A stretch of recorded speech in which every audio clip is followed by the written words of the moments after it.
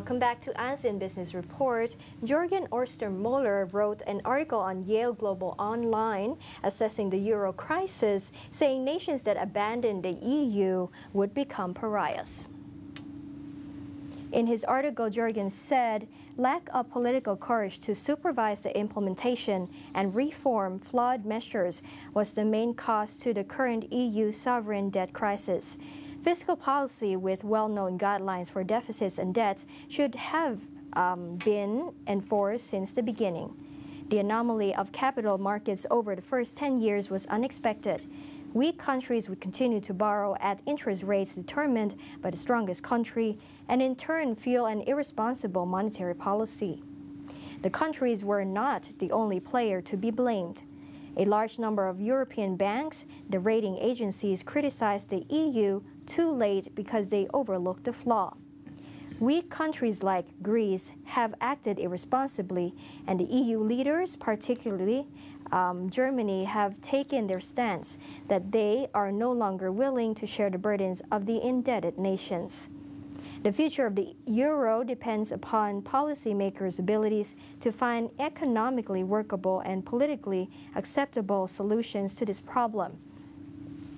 The Eurozone took a decisive step at the July 21st to the 22nd meeting, trying to move ahead the curve by putting in place a respectable package designed to revive Greece and establish a fence around Ireland, Portugal, possibly Spain and Italy, asking the banks to write off a bit more than 20% of their claims. The crisis will break or make the future of European integration. Some people see Germany leaving euro standing alone as a knight in shining armor with a strong currency, low inflation, and fiscal responsibility. It would be odd if Germany left precisely when the Eurozone is slowly and steadily coming round to adopt fiscal responsibility and low inflation, not because it is the German model, but because it's been tested and viewed as best. Nor is it realistic to see other member states leave the euro, choosing to face economic and social meltdown brought along by failure to control fiscal imbalances and manage the economy. Markets would in turn avoid the countries that have left the EU and are helpless. And joining us for a live interview right now is Professor Jürgen Ostermoeller, visiting Senior Research Fellow of the ISEAS, Singapore Management University and Copenhagen Business School. Good afternoon, Professor. Good afternoon to you. Can you tell me about the article that you wrote? Is it clear that Greece won't be able to honor its debt obligations, and cutting back the deficit and other spendings will still not be enough? So you think should Greece default then? Well, from the outset, it has been clear that it's very unlikely that Greece can pay back its debt in full. So the game has very much been about postponing, let us call it a haircut or whatever word you would use to write off some part of the Greek debt until a more orderly condition has been established for Greece's public finances. And this game plan is still being followed. So we can see that Greece is reducing its deficit. A couple of years ago, it was almost 15%. Last year, it was about 10%. This year, it will be about 8, 9%, maybe. Next year, it may be 6 to 7%. At the same time, we are shoring up French and German banks so that they can withstand the problems which follows in the wake of what is happening in Greece. So actually, the game plan is unfolding as predicted. The problem is that the markets will not give it time to work. You cannot turn around the Greek economy in a fortnight. You need 3, 4, 5 years. I see. So about this sovereign debt, do you think who is it to blame about Greece and the sovereign debt? Is it the governments or the Europeans? Could it be the rating agencies or the banks themselves? Of course, the blame goes first to Greece, the Greek government, the Greek population, the Greek parliament. Of course, they are to blame first.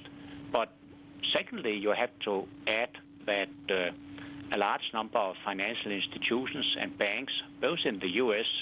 and in the EU and in the European Union, actually contributed in the sense that they lent money to Greece. They should have known better, and they should have put the foot on the brake and prevented this from happening. And we know now that one of the big American financial institutions actually helped the Greek government in cooking the books. So figures coming out about the Greece public finances looked much more comfortable than they actually were. And a number of people knew that. So it was a poor choice of decisions on many players. So what is the implication of Germany's withdrawal for the support of Greece's bailout? I think there's a misunderstanding here. There have been some rumors in Germany that Germany would back out, so to speak. But this is definitely not true. The German Chancellor, Mrs. Merkel, came out yesterday very strongly in support of Greece. And she said that Germany remains committed to financing Greece through the Eurozone's bailout funds until Greece can repair its own finances. So I think this is an understanding. Germany is certainly not doing so. They are strongly supporting Greece. Germany's support is very important, it's very crucial to Greece's bailout, isn't it? Germany is the key point in all this.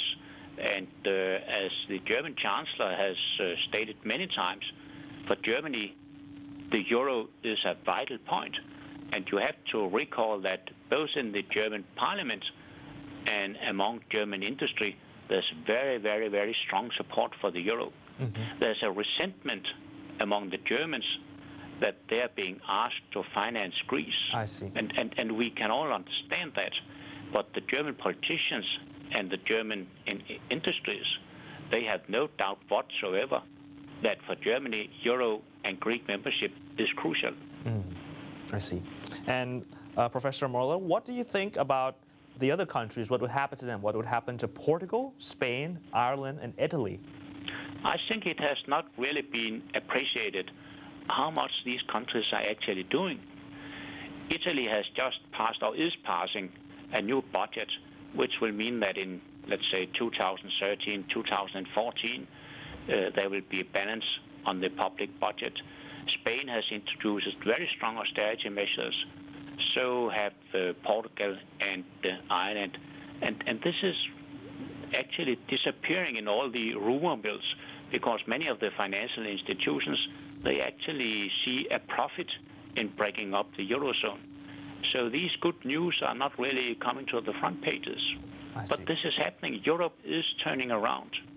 We are actually introducing measures that will make it so that in a couple of years' time, if the markets will allow us to do so, will allow us the time to do so, we will have balanced the public budget. Compared to the U.S., this is a phenomenal effort.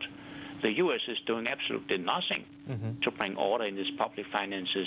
Europe are actually trying to do so with, let's call it, reasonable success. I see.